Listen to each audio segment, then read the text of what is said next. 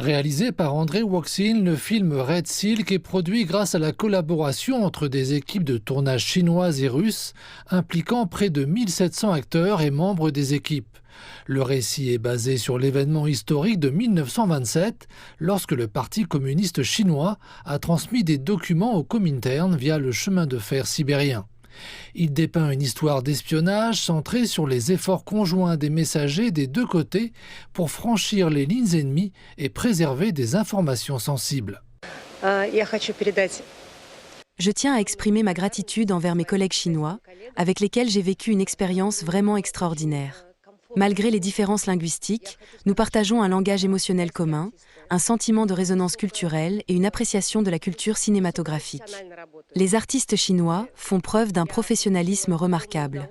Je me réjouis que nous trouvions bientôt une compréhension linguistique et culturelle commune, car nous sommes tous des individus créatifs. Selon certaines informations, Red Silk marque la première coproduction entre la Chine et la Russie dans le genre policier d'aventure.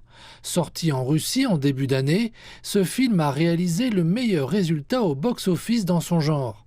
Le producteur chinois Yang Yang a déclaré que Red Silk devrait sortir en Chine début septembre.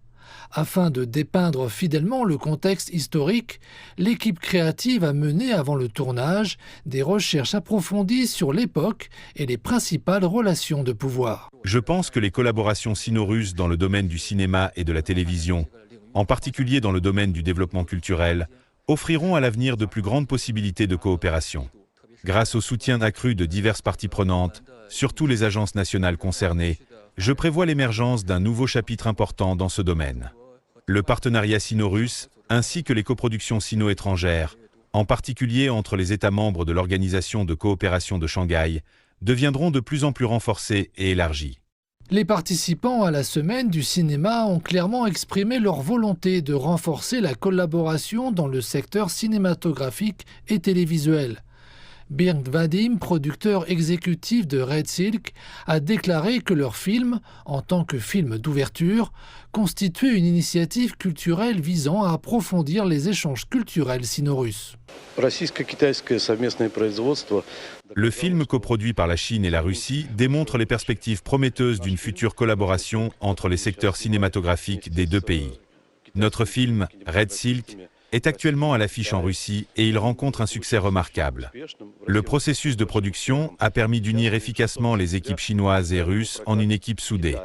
Nous sommes impatients de développer de nouvelles opportunités de coopération et de collaboration plus approfondies dans les secteurs cinématographiques chinois et russes à l'avenir. La semaine de projection des meilleures œuvres cinématographiques et télévisuelles des États membres de l'OCS se déroule actuellement à Qingdao, dans la province du Shandong. L'événement, qui englobe plusieurs genres, notamment des films, des séries télévisées et des documentaires, utilise un format hybride en ligne et hors ligne. Au total, 24 documentaires nationaux et internationaux exceptionnels et 8 séries télévisées de grande qualité sont projetés en alternance en ligne, tandis que 29 films d'exception provenant de Chine et de l'étranger sont présentés hors ligne dans les principales salles de cinéma de Qingdao.